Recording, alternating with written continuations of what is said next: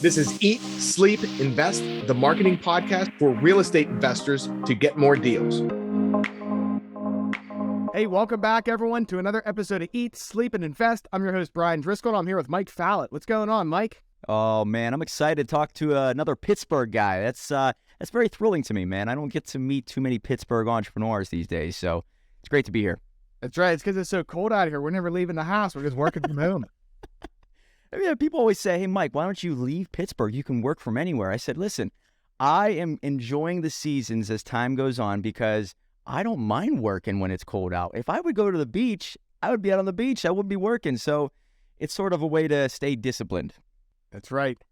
All right. So, Mike, it's going to be a cool talk we got today. So you help people write books, right? That's right. Especially entrepreneurs. Entrepreneurs who have a story and have something to teach. That's what we focus on. All right, cool. Give a little background on what all you do. Yeah, so we help entrepreneurs bring their stories and lessons to life in a book in a very short amount of period through a ghostwriting process. Have you ever heard of ghostwriting, Ryan? Oh, yeah. Yeah, so like Robert Kiyosaki's book, Rich Dad, Poor Dad, the book that changed my life was actually written by a woman named Sharon Lechter. Once I realized that, I said, man, if I could just do that for the everyday entrepreneur, I could make magic happen for entrepreneurs. So I interview entrepreneurs within 2 hours one day, 2.5 hours another day. My team will watch that interview. We write the book for them. 30 to 40 days afterwards, they get the first draft. They fine-tune it, send it back and forth a little bit. We help out with title, subtitle, cover design. Once they give me the thumbs up, we put them on Amazon and turn them into Amazon bestsellers. Typical process, 90 days.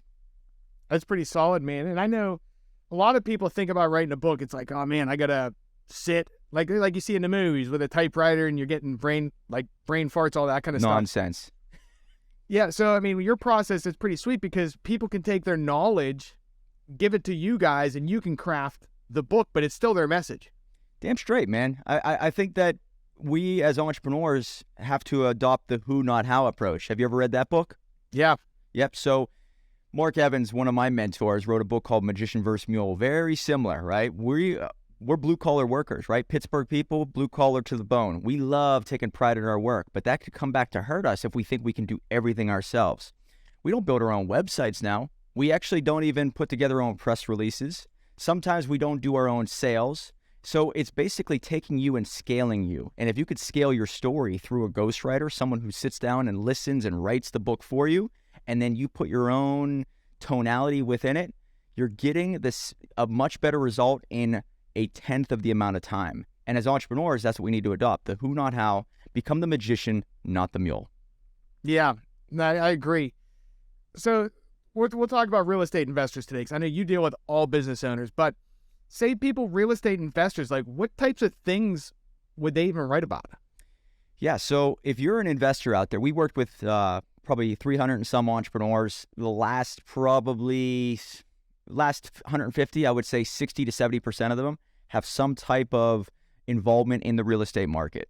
And so if you're an investor out there, there's probably different investors listening to this. Some are active, some are passive, some are just raising money, some are on the operations side. The goal, though, is to increase your value, your name, your moniker. When people think of you, do they think of your industry? And if we can make it as easy as possible on the market to know what you are, know what you stand for, and know what you're all about, in the shortest amount of time possible, you can win the attention. You need to position yourself as an expert, no matter what you're doing, whether it's about motivation, overcoming adversity, investing in real estate, or being the ultimate sales closer. You need to position yourself as an expert. And when you think of an expert, what do they usually have? Chances are they might have a podcast.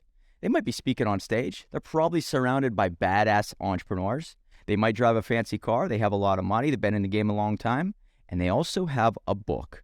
And if we can do that one checkbox for you, it's going to make it easy on you to raise funds, to attract attention, and therefore to move the needle in your life and in your investor's life. Yeah, that makes sense. So like, are they writing? So we got different investors. Say a guy flipping houses is trying to build credibility with people he's trying to buy their houses. Or we have, in another scenario would be we have an investor who's trying to raise funds. Yeah. Are they writing one book or multiple books for each different audience? Yeah, great question. Okay, so what I recommend is you write a book every year. The winners out there, the most successful, are not putting a book out there and then being done with it. You need to now stay relevant now, tomorrow, next year, 10 years from now. And the way you do that is promote what you have, promote what you've done, and promote what you're working on. So if you constantly have new books, you have new chess moves. So let's just say there's somebody out there who is raising funds. Me specifically, I created a book to make it as a lead magnet for a membership portal. We do 2 calls a month. And as they got to know, like, and trust me, I was able to start putting together opportunities to invest in self-storage.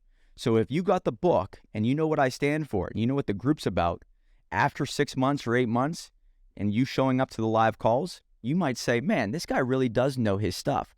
If he has an opportunity to maybe, put some money into some type of self-storage unit or mobile home park or multifamily, I trust him enough. So the book was the beginning, the taste of it, built the relationship, and now I raise money for self-storage. So you could do the exact same thing with your book. The other way, flipping houses. Let's just say, what is the weakness of somebody who's flipping houses? I would assume it's either finding the deals or finding the person who's going to buy the deals. And if you think about it, all you're doing is solving the problem of making it easy for people to find your name. If you become a trusted person that sells deals, or you're the person that's able to attract deals, how do you do that? I'm seeing so many individuals write books, become very visible online, and then deals come to them. Quit chasing what you want, get it to attract you, right? You want it attracted to your name, opportunities. Hey, you know what? I know Brian. He's flipping houses. He wrote a book on it. He's pretty committed to his craft. He has a podcast. If you're looking to sell your house, go talk to him first, right? So raise your name, your moniker, whatever you're about, and then deals start to flow to you. And therefore, if you can have the universe working in your favor, shit, you're more valuable to everybody else around you. Yeah, and that makes sense too, especially like talking about lead magnet. So Mike's talking about lead magnet, like using that online for top of funnel, people that don't know you. Are you finding people are doing like free plus shipping books? Like that's what they're doing, or what are you guys doing? Hell yeah, man. I love the free plus shipping.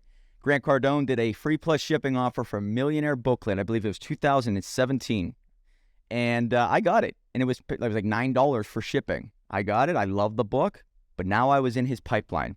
I got emails and text messages and voicemail drops and all kinds of stuff from his team. That led to me going to 10X GrowthCon 2. That led to me changing my life, really liking his message. Going to 10X GrowthCon 3. Didn't like that one as much because I was in Miami and I was very big. Anyways, afterwards, I started investing in Cardone Capital. A book led to a relationship, to an event, to investing in real estate. So you see how the free plus shipping is so powerful? It worked on me, so it can work on other people is the way I look at it. Here's an example of a client. This person is in California. She helps individuals who have elderly parents sell their house. She targets directly to people who are selling their house 80, 90 years old. She positions herself as the expert for the elderly, right? So now you just give this book away for free. You have a shipping charge. That's the speed bump. What you're trying to do is create a buying relationship. Free is awesome. But if you have $1, $5, $10, it's a little bit of a hurdle for other people to jump. They're giving up a resource. And the moment you're able to build that buying relationship with someone, you've taken them one step over that hump. Now you can take them a little further. If they're willing to spend $10, they might be willing to spend $100, and then $1,000, and then $100,000, right? So it's all a journey. Yeah, that's really important what you just said there too. Segmenting your list. Free people versus people that will even give you $1. You want to get the people to pull their wallet out so you know they're not just freeloaders. Damn straight, right? There is a mentality of the individual who's saying, I want it for free. And then the other person saying, I'm willing to give up a resource.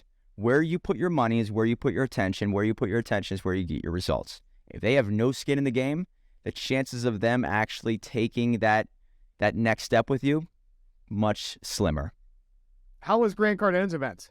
Oh, you haven't been to one? No. Oh my God. 10X GrowthCon 2 was amazing. So I haven't been to one since 10X GrowthCon 3, which was in Miami. And the reason why I didn't like it was the biggest entrepreneur conference of all time. It was at that Marlin Stadium. Couldn't hear anything. It was just, there were so many people.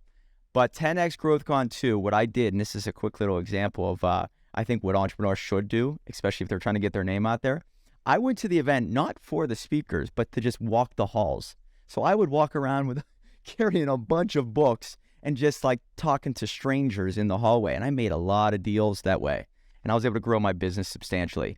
I just think that you got to find a tribe that is sort of in alignment with your core values. And it doesn't matter about the speaker or the speakers. And it's the symbol of the group. And as long as you're in the same room with people who share those same core values, now you could just build relationships. It doesn't matter about the speakers so much. It matters about the vibe, the direction. How hungry are you?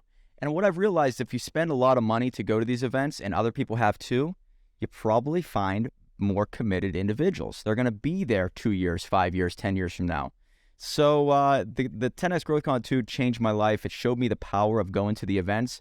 And I took that and I elevated my game and joined a bunch of masterminds afterwards. So yeah, I think if anybody's out there and they're looking for an event to attend, Grant Cardone's was a great first step for me. Was Russell Brunson speaking there? I think he was. Yeah. I mean, it was the Andy Frisella. It was, I think Tim Story might have been there. Michael Jordan's coach was there. A couple other people, but it's amazing. I mean, I look around at my network now, like 300 some entrepreneurs. When I talk to them, they're like, I was at that event. I'm like, oh my God, you know what? There is some serious synergy here. We all were on the same path. We just didn't know it. And I'm sure if you start to go to events, you'll look back after you meet all these people and you're all kind of like crossing paths to some degree. Yeah, that's right. And you're right. It's all relationships. And so, yeah, getting into the circle, putting yourself into places where other people with similar goals are going to be. Yeah, make it easy. So Jordan Peterson, are you a Jordan Peterson fan, Brian? Not so much. I don't.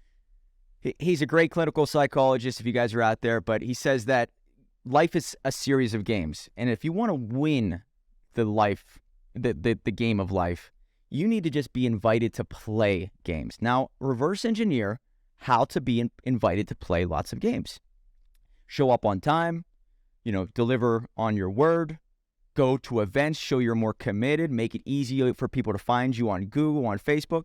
It's real simple stuff, but that just makes so much sense. If you want to make it easy for others to trust in you, to believe in you, start being everywhere. Start going to the same events they're going to. Start doing more podcasts, invite people onto your podcast. Make it easy for people to want to do business with you. Once you have that down, life gets a lot easier. Yeah, I agree. All right, so let's think about this from a real estate side then. So I'm a real estate investor, we'll say in Pittsburgh. Yep. I get a book written now. So I have different opportunities. Like I'm even thinking I could even run funnels on, hey, learn how to sell your house faster. Here's all the different things to sell your house fast. And we're shipping them a book while they're still in the information mode. And by the time they're ready to sell, we're the guy they're hitting up. Damn straight. Yes. So what you just said there is pretty powerful, right? You just said, sell your house faster, right? If they saw that cover of the book and they saw your name was at the bottom of it, all they need to know is Brian Driscoll equals sell your house faster. You've just created an identity in their mind about what you're all about. So top of mind really matters in this world. And if you are top of mind when a problem becomes so great and they think of you first, you have their dollar, you have their attention. And if you become known as the sell your house faster guy, I would assume that other people out there who are putting on events, putting on podcasts, people who want to talk to you are going to say, man, I need to sell my house faster. Who am I going to talk to? I'm going to go talk to the guy who wrote the damn book on it. I want him on my podcast. I want him on my stage. And now you are starting to use this momentum at a much higher level. You're starting to be seen and heard everywhere. So if anybody thinks of selling your house faster, you are the first one they think of. And that in itself is going to create more opportunity than you can imagine. I haven't seen many real estate investors writing books. Why do you think that is? I think it's because a lot of real estate investors, and this is what I've seen, most of them are numbers guys. They're not really marketers at their heart. Like they're using systems, they're using processes, and they're great at that. But the ones who win in this game, do you think Grant Cardone is a numbers guy? Do you think he's more of a marketer? I believe he's more of a marketer. Like he is just a master at it. He'll find the great numbers people, and I'm sure he knows his numbers really well. But I would think that he's a marketer at heart because I believe the ones who win at the biggest level are more marketers than anything else. And so the ones I've seen struggle are the ones who are great at the numbers aspect, just not good at the social media world, not good at putting their story out there, not good at connecting with their audience. And so they're limited. They might be doing really well It's just that they could be doing so much more if they overcome that hurdle of putting everything out there. There's a thing called impostor syndrome that most people deal with. And the ones who are doing really well, but maybe not at the top of the level, are the ones who are like, you know what? Once I cross $1 billion in real estate, that's when I'll write a book. Well, there's another person out there that's your competitor that's saying, I just crossed 6 figures. I'm going to write a book about this. This is amazing. In time, that marketer who has no fear is going to win the deal, win the opportunity. So the great ones out there who are kind of struggling, if you could just overcome that hurdle of saying, I need to hit X, Y, or Z to write a book or put myself out there, or I don't want to be a show off, you're kind of hurting your chances of raising money, finding investors, finding deals. So I would say break that barrier and you'll win a lot easier. Yeah, and you're right, imposter syndrome. I talk to investors all the time, and you're right. It's like, hey, I'm not doing that until I hit 100K, or I'm not doing that until I hit $1 million. There's always something. Always. Why? Why is that? It's amazing. Like, I saw somebody post, hey, I wouldn't write a book until I do $30,000 a month. I'm like, what the hell are you talking about? I went to 10X Growth Con too. I met a guy that said the same thing. Not 30,000, but he was going to write a book once he did X, Y, or Z deals. That dude had a heart attack and died 6 months later or something. So that guy never got his story out there. The family called me. He's like, hey, I know he was talking to you. Do you ever put the book out there? I'm like, no, he never gave me the contents to put the book into the world. So the whole waiting game is only going to hurt you and your family and your generations that could read your story. So I say stop waiting. I mean, I'm a book guy. This is how I make my money. But if I didn't write a book in 2016, my life would be way different.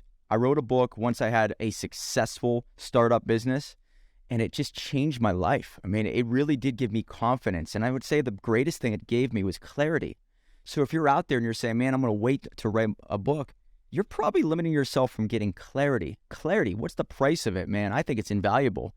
What's the cost of it? Who knows, right?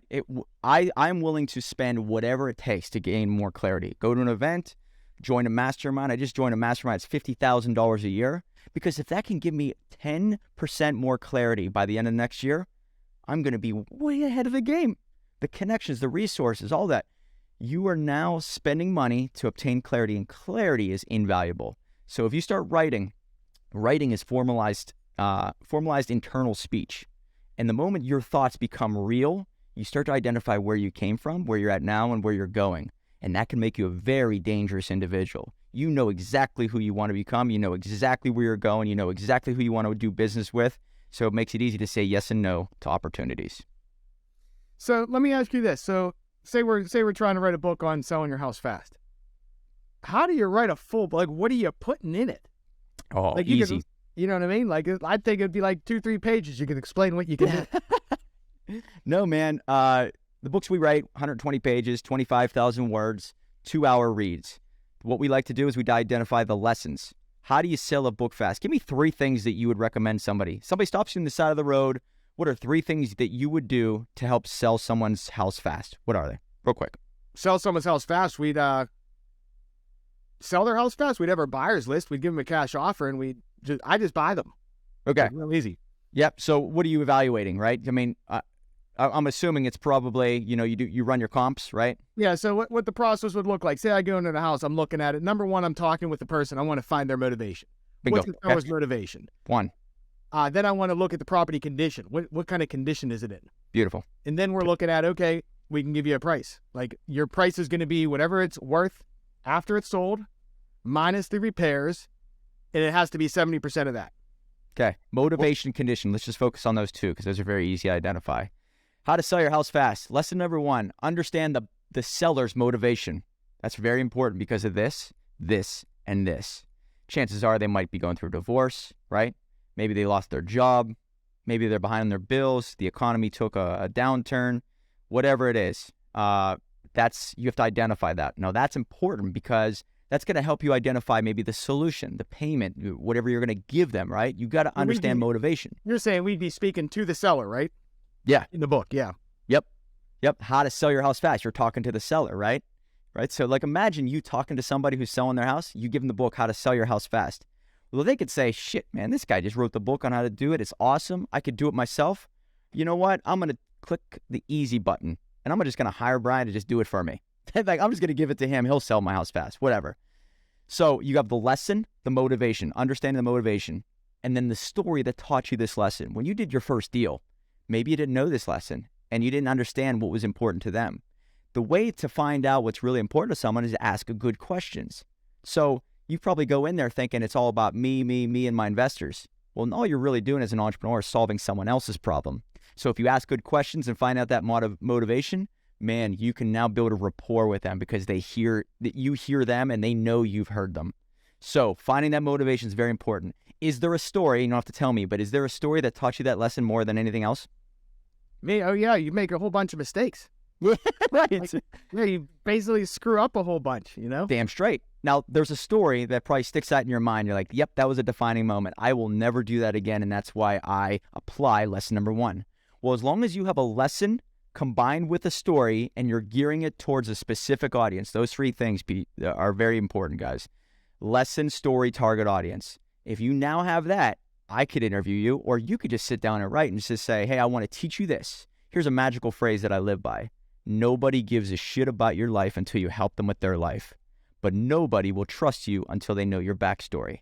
So if you have that in your mind when you're writing, think about, I got to give value, and then I got to paint the picture of how I learned it. So they have the lesson, and then they have the story, so they get to know, like, and trust you, and they apply the lesson, and it fits in that box of that target audience.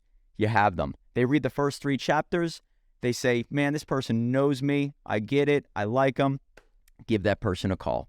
So it's easy to write. Chapters we like to write are about 1,500 to 2,000 words.